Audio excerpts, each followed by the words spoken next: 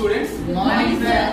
Okay, ఈ రోజు మనము ఈ ఇన్కమ్ ట్యాక్స్ అనేటువంటి సబ్జెక్ట్ లో మన నెక్స్ట్ చాప్టర్ అయినటువంటి క్యాపిటల్ గెయిన్స్ అనేటువంటి ఈ టాపిక్ మనం డిస్కస్ చేస్తాము. దీనికి సంబంధించినటువంటి ఇంట్రడక్షన్ ఈ క్లాస్ లో మనం తెలుసుకుంటాం. పిల్లలు ఒక్కసారి అబ్జర్వ్ చేయండి. క్యాపిటల్ గెయిన్స్ అంటే సాధారణంగా ఒక పర్సన్ వచ్చేసి ఏంటంటే తన దగ్గర ఉన్నటువంటి కొంత మొత్తంతో కొన్ని క్యాపిటల్ అసెట్స్ అనేటువంటి వాటిని పర్చేజ్ చేస్తాడు. అంటే ఏవైతే మూలధన ఆస్తులు అనేటువంటి కొనుగోలు చేస్తాడో, కొనుగోలు చేసేటప్పుడు ఆ మూలధన ఆస్తుల ద్వారా మనకి కొంత ఆదాయం అనేటువంటిది, కొంత రాబడి అనేటువంటిది వస్తుంది. అటువంటి క్యాపిటల్ అసెట్స్ ద్వారా వచ్చేటువంటి రెవెన్యూ ఆర్ ఇన్కమ్ ఏదైతే ఉందో దాన్ని మనం ఇక్కడ క్యాపిటల్ గెయిన్స్ అని చెప్తాం. అయితే సాధారణంగా ఒకసారి అబ్జర్వ్ చేయండి, మనం ఇన్వెస్ట్ చేసేటువంటి మొత్తం ఏదైతే ఉందో అది 2 టైప్స్ లో ఉంటుంది పిల్లలు. అది ఎలా ఉంటుంది అంటే కొన్ని సందర్భాల్లో మనము ఒక ఇన్వెస్ట్మెంట్ అనేటువంటిది కొన్ని సంవత్సరాల వారీగా ఆ ఇన్వెస్ట్మెంట్ అనేటువంటిది చేస్తాము. కొన్ని ఏంటంటే దానికి సర్టెన్ పీరియడ్ ఉంటుంది. అంటే ఏంటి, ఒక 2 years, ఒక 3 years, ఒక 1 year వరకు మాత్రమే మనం ఇన్వెస్ట్ చేస్తాము. ఆ పీరియడ్ కంప్లీట్ అయిపోయిన తర్వాత దాన్ని మనము సేల్ చేసేయడం జరుగుతుంది. అయితే ఇక్కడ గమనించాలి పిల్లలు, క్యాపిటల్ ఇన్వెస్ట్మెంట్ అనేటువంటిది మనం పెట్టేటప్పుడే 2 టైప్స్ పెడతామని చెప్పారు కదా. మనం ఇన్వెస్ట్ చేసేటువంటి లాంగ్ టర్మ్ యాక్టివిటీస్ కి ఇన్వెస్ట్ చేసేటువంటి ఏదైనా అమౌంట్ అయితే ఉంటుందో దాని ద్వారా మనము లాంగ్ టర్మ్ క్యాపిటల్ అసెట్స్ అనేటువంటివి పర్చేజ్ చేస్తాం. మరి పర్చేజ్ చేసేటప్పుడు వాటిని చూడండి, లాంగ్ టర్మ్ క్యాపిటల్ గా ట్రీట్ చేయొచ్చు, అలా కాకుండా కొంత ఇన్వెస్ట్మెంట్ అనేటువంటిది మనము షార్ట్ టర్మ్ కి పెడతాం. ఓకేనా, షార్ట్ టర్మ్ కి మనం ఇన్వెస్ట్మెంట్ చేసే సందర్భంలో ఆ ద్వారా వచ్చినటువంటి ఆస్తుల వలన మనకి కొంత రెవెన్యూ జనరేట్ అవుతుంది. అలా షార్ట్ టర్మ్ రెవెన్యూ వస్తే దాన్ని షార్ట్ టర్మ్ క్యాపిటల్ అసెట్స్ ద్వారా వచ్చేటువంటి క్యాపిటల్ గెయిన్స్ అని చెప్తాం. ఇది మనకు ఉన్నటువంటి క్యాపిటల్ గెయిన్స్ సంబంధించినటువంటి చిన్న ఇంట్రడక్షన్ పిల్లలు. అయితే ఇక్కడ మన మెయిన్ స్ట్రీమ్ ఏంటంటే క్యాపిటల్ గెయిన్స్ అనేటువంటిది ఒక ప్రాబ్లం మనకి ఇస్తే ఆ ప్రాబ్లం లో ఉన్నటువంటి డేటాను యూజ్ చేసుకొని మనం ప్రస్తుతం ఆ క్యాపిటల్ అసెట్స్ వలన మనకి ఎంత రెవెన్యూ వచ్చింది లేదా ఎంత లాస్ అయ్యింది అనేటువంటి విషయం మనం తెలుసుకోవడం కోసము ఏం చేస్తామో దానికి సంబంధించినటువంటి ఒక ఫార్మాట్ అనేటువంటిది మనం రెడీ చేసుకున్నాం పిల్లలు. ఈ ఫార్మాట్ ని ఇప్పుడు డీటెయిల్ గా ఎక్స్ప్లెయిన్ చేస్తాను. దానికి సంబంధించినటువంటి వివరాలు ఒక్కసారి అబ్జర్వ్ చేయండి పిల్లలు. ఇక్కడ చూస్తే మనకి క్యాపిటల్ గెయిన్స్ అనేటువంటిది మన టాపిక్ అయినప్పటికీ దీంట్లో మనం టైటిల్ పెట్టుకోవాల్సింది ఏంటంటే లెక్కలో ఉండేటువంటి డీటెయిల్స్ ని బట్టి short term capital gains, long term capital gains అనేటువంటిది మనము హెడ్ గా రాసుకోవాల్సి ఉంటుంది పిల్లలు. అయితే దీంట్లో ఫస్ట్ ఒకటి అబ్జర్వ్ చేయండి, మనము ఏదైనా ఒక అసెట్ ని పర్చేజ్ చేస్తాం.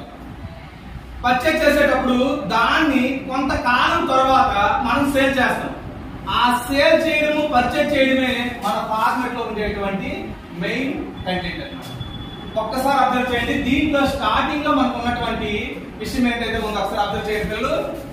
గ్రాస్ సేల్స్ కన్సిడరేషన్ అంటే ఇక్కడ అర్థం ఏంటంటే ఏ రోజైతే నీవు ఒక క్యాపిటల్ అసెట్ ని, అది షార్ట్ టర్మ్ అవ్వచ్చు, లాంగ్ టర్మ్ అవ్వచ్చు, ఒక క్యాపిటల్ అసెట్ ని మనము సేల్ చేసాము, ఎంతకి సేల్ చేసాము ఆ అమౌంట్ ని మనము గ్రాస్ సేల్ కన్సిడరేషన్ గా ట్రీట్ చేస్తాం.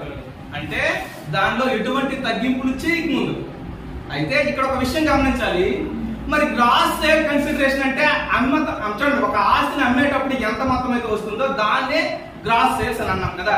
మరి అమ్మడం కోసం మనం కొంత ఖర్చు చేస్తాం. అంటే ఆ అసెట్ అనేటువంటిది సేల్ చేయడం కోసము మనం ప్రకటన ఇవ్వచ్చు, లేకపోతే ఇంకో రూపంలో ఒక పర్సన్ కన్సల్ట్ చేయొచ్చు, ఒక ఏజెన్సీని కన్సల్ట్ చేయొచ్చు. ఇలా అమ్మడం కోసం మనం పెట్టేటువంటి ఏ ఎక్స్పెండిచర్ అయినా కానీ మనం ఏదైతే గ్రాస్ సేల్ కన్సిడరేషన్ ఏదైతే ఉందో దాని నుంచి తీసివేయాల్సినటువంటి అవసరం ఉంటుంది. దాన్ని రియలైజేషన్ ఆర్ సెల్లింగ్ ఎక్స్పెన్సెస్ అని చెప్తాం పిల్లలు. అంటే ఒక ఆస్తిని అమ్మాము, ఇగో ఇది ఆస్తి అమ్మాము, ఈ డబ్బులన్నీ మనకు వచ్చాయి కదా అని అనుకుంటే కాదు. మరి అమ్మడం కోసం కొన్ని ఖర్చులు చేస్తుంటాం, ఆ ఖర్చుల్ని తీసివేయాలి. కాబట్టి less realisation or selling expenses అని చెప్పేసి ఈ అమౌంట్ ని మనం అమ్మగా వచ్చినటువంటి అమౌంట్ నుంచి ఆ ఖర్చులు తీసివేస్తే వచ్చేదే నెట్ సేల్ కన్సిడరేషన్ అని చెప్తాం. మరి చూడండి ఇక్కడ నెట్ సేల్ కన్సిడరేషన్ అంటే మరి ఇదే కదా సార్ మనకు వచ్చినటువంటి లాభము, మనకి ఇదే కదా సార్ మన క్యాపిటల్ గెయిన్ అనుకోవచ్చు. గుర్తుంచుకోండి పిల్లలు, మనం ఎంత కమ్మేమో ఆ డబ్బులు వస్తే అదే లాభం అయితే మరి మనం కొన్నప్పుడు పెట్టిన డబ్బులు పరిస్థితి ఏంటి? అంతే కదా, కొన్నప్పుడు ఈ ఆస్తి అమ్మేమో డబ్బులు వచ్చాయి, ఇది లాభం అనుకోకూడదు. మరి ఈ ఆస్తిని కొనడానికి మనం కొంత డబ్బులు పెట్టుంటాం కదా, అవన్నీ తీసేయాలా లేదా? కాబట్టి వాటికి సంబంధించినటువంటి వివరాలు ఇక్కడ మనకి నెక్స్ట్ లెస్ అనేటువంటి హెడ్డింగ్ కింద మనం రాయబడి ఉన్నాయి. దీంట్లో మొదటిది చూడండి పిల్లలు, కాస్ట్ ఆఫ్ ట్రాన్స్ఫర్. అంటే చూడండి పిల్లలు, కన్ఫ్యూజ్ అవ్వకండి. ఇప్పుడు ఏదైతే ఒక ఆస్తిని అమ్మామో ఈ ఆస్తిని ఇంతకు ముందు కొనేటప్పుడు మన చేతులకు రావడానికి మనం పెట్టే ఖర్చు. లాజిక్ అర్థమవుతుంది కదా? ఇప్పుడు అమ్మే ఆస్తి ఇంతకు ముందు కొని ఉంటాం కదా, ఆ కొనడానికి మనం డబ్బులు ఖర్చు పెట్టి ఉంటాం. ఆ ఖర్చుల్ని కాస్ట్ ఆఫ్ ట్రాన్స్ఫర్ అంటాం. అర్థమవుతుంది పిల్లలు?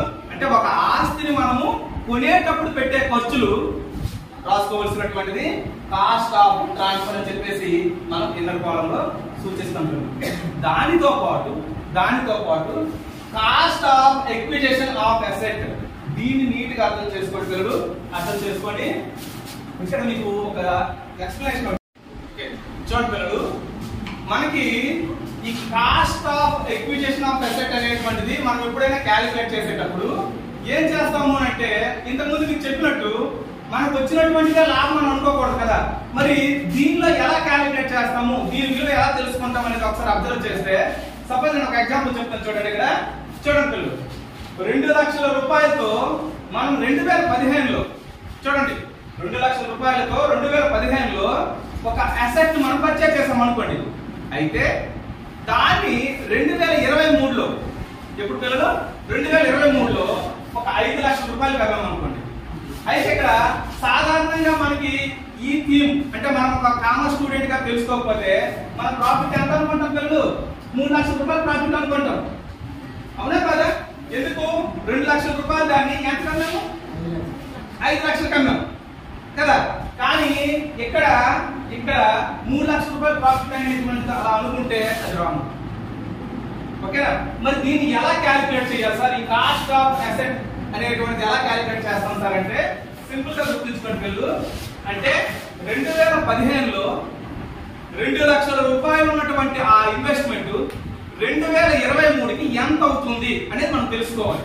అదే మనం ఇక్కడ రాసుకోవాలి. అంటే 2 లక్షల రూపాయలు ఉన్నటువంటి విలువ 2015కి 2023కి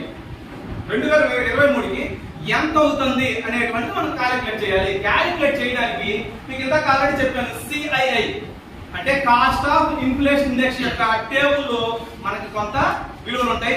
వాటిని బేస్ చేసుకొని మనం కట్టాలి. అలా కట్టాలి అంటే దానికి సంబంధించినటువంటి ఒక ఫార్ములా ఇదిగో పిల్లలు, బోర్డు మీద చూడండి. Index cost of acquisition calculate చేసేటప్పుడు మనకున్న ఫార్ములా ఏంటంటే, కాస్ట్ ఆఫ్ ఎక్విజిషన్ ఎంత కొన్నాము? 2 lakhs కొన్నాం బై ఎంత కదా, బై ఇండెక్స్ ఆఫ్ ది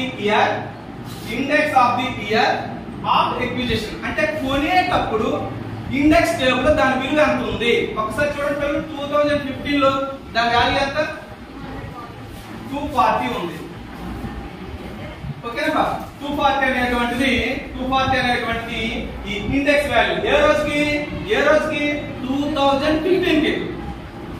మరి దాన్ని మనం ఈ రోజు క్యాలిక్యులేట్ చేయాలి కదా, ఇంటూ చూడండి ఇంటూ ఏం రాయాలి? Index of the year of transfer. ఏ రోజైతే నువ్వు అమ్ముతున్నావో ఆ అమ్మే సంవత్సరాన్ని యొక్క ఇండెక్స్ విలువ. ఎప్పుడు అమ్మాము మనము? 2023లో అమ్మాము. మరి 23 యొక్క ఇండెక్స్ వాల్యూని మనము నోట్ చేసుకోవాలి. దాని విలువ ఎంత ఉంది? 348. ఇలా క్యాలిక్యులేట్ చేస్తే గాని మనకి ఈ cost of acquisition of asset అనేటువంటిది మనకి తెలియదు. ఇప్పుడు దీని విలువ ఎంత అవుతుంది చూడండి. దీని విలువ 2,90,000 2,90,000 పిల్లలు ఒకసారి అర్థం చేయండి. 2,90,000 అనేటువంటిది అంటే 2 లక్షల రూపాయలు అట 2023కి 2,90,000 రూపాయలు అవుతుందట. మరి ఇప్పుడు ఈ లెక్క ప్రకారం ఇదే డేటా అనుకోండి, లెక్కలు మనకి ఏం లేవు అనుకోండి, ఇప్పుడు మనం లాభం కట్టొచ్చా? లాభం ఎంత అవుతుంది? ఒరిజినల్ గా చూస్తే 5 లక్షలకు అమ్మాం కదా, దాని విలువ ఎంత అయింది? 2,90,000. అంటే మన యాక్చువల్ గా ఎంత? 2,10,000 రూపాయలు మన ఒరిజినల్ ప్రాఫిట్. అంటే ఈ మనం ఏదైతే క్యాపిటల్ గెయిన్స్ పడుతున్నామో దీని ప్రకారం అయితే దాని ప్రాఫిట్ అలా క్యాలిక్యులేట్ చేయాలి. అంటే ఇక్కడ చూడండి, ఇక్కడ మనం అబ్జర్వ్ చేసేటువంటిది కూడా ఏంటంటే ఆ రోజుకి మనం కొనేటువంటి విలువ అమ్మే రోజుకి అమ్మే సంవత్సరానికి ఎంత అవుతుందో ఆ విలువ రాసుకోవాలి. అలాగే కాస్ట్ ఆఫ్ డెవలప్మెంట్ అసెట్ అంటే చిన్న ఎగ్జాంపుల్ చెప్తాను చూడండి, మీకు అర్థం చేసుకుంటారు. కొన్నిసార్లు నేను ఏం చేస్తాను అంటే ఒక ప్లేస్ తీసుకుంటాను. ప్లేస్ ఉన్నప్పుడు ప్లేస్ వాల్యూ ఇక్కడ రాస్తాం, ప్లేస్ వాల్యూకి సంబంధించినటువంటి ఇండెక్స్ ఇక్కడ రాస్తాం. మరి నేను ఆ ప్లేస్ ని ఒక 10 సంవత్సరాల పోతే బిల్డింగ్ కట్టాను, ఆ బిల్డింగ్ కట్టడమే డెవలప్మెంట్ కాస్ట్. లాజిక్ అర్థమవుతుందా? లేదు. డైరెక్ట్ గా నేను ఒక ఇల్లు కొన్నాను కాబట్టి ఇప్పుడు ఆ ఇల్లు అమ్మాను అనుకోండి, ఇల్లు కొనేటప్పుడు ఎంత ఖర్చు అవుతుందో అది ఈ రోజుకి ఎంత చేస్తామో ఇక్కడ రాయాలి, కాస్ట్ ఆఫ్ ఎక్విజిషన్ రాయాలి. మరి ఇంకా క్వశ్చన్ గమనించుకోండి, ఆ ఇల్లు మీద నేను ఒక 3 గదులు కట్టాను. అంటే ఆ ఇంటి మీద ఏదైనా మనం ఎక్స్ట్రా అమౌంట్ పే చేస్తే అది ఎప్పుడు పే చేసామో ఆ రోజు నుంచి ఈ రోజుకి అది ఎంత ఖర్చు అవుతుందో మళ్ళీ మనం క్యాలిక్యులేట్ చేస్తాం. అంటే ఈ డెవలప్మెంట్ కాస్ట్ అంటే చూడండి, డెవలప్మెంట్ కాస్ట్ లేదు. ఇది ఎలా అంటే ఒక అసెట్ ని పర్చేజ్ చేసి ఆ అసెట్ కోసం మనం ఏదైనా ఖర్చు పెట్టామనుకో, ఆ ఖర్చు పెట్టేటప్పుడు అమ్మేటప్పుడు అది కూడా తీసివేయాలి, ప్లస్ పాయింట్ గా తీసివేయాలి నాకు చెప్తుంది అన్నమాట. అంటే ఇక్కడ తీసివేయాల్సినటువంటి ఏమున్నాయంటే ఫస్ట్ చూడండి, కొనేటప్పుడు ఎంత ఖర్చు పెట్టామో ఆ ఖర్చులు, కొనడానికి అయినటువంటి అమౌంట్ ఎంత అయితే ఉందో అది ఈ రోజుకి ఎంత అవుతుందో అది రాయాలి. నెక్స్ట్ దాని కింద ఏదైనా డెవలప్మెంట్ కాస్ట్ పెట్టామంటే ఆ డెవలప్మెంట్ కాస్ట్ ఈ రోజుకి ఎంత అవుతుందో అది తీయాలి. ఇదంతా కలిపి అవుటర్ లో మనకి నెట్ సేల్ కన్సిడరేషన్ ఉంది కదా, చూడండి నెట్ సేల్ కన్సిడరేషన్ ఉంది కదా అవుటర్ లో. ఈ ఖర్చులన్నీ దీని నుంచి తీసేస్తే మనకు వచ్చేది గ్రాస్ క్యాపిటల్ గెయిన్స్. ఎందుకు గ్రాస్ అని వచ్చింది మళ్ళీ అంటే దీంట్లో డిడక్షన్స్ అంటే తగ్గింపులు ఇంకేమి మనం చేయలేదు. మరి ఈ చాప్టర్ లో తగ్గింపులు అనేటువంటివి ఆదాయ పన్ను చట్టం ప్రకారం under section 54B, 54EC, 54EE, 54F క్రింద దీనికి కొన్ని తగ్గింపులు అనేటువంటివి ఇస్తారు. ఆ తగ్గింపులు తీసివేయగా వచ్చేటువంటిది మనకు ఉన్నటువంటి నెట్ క్యాపిటల్ గెయిన్ అయినా కానీ క్యాపిటల్ లాస్ అయినా కానీ. ఓకే పిల్లలు, ఇంతతో ఈ క్లాస్ ని ముగిస్తున్నాం.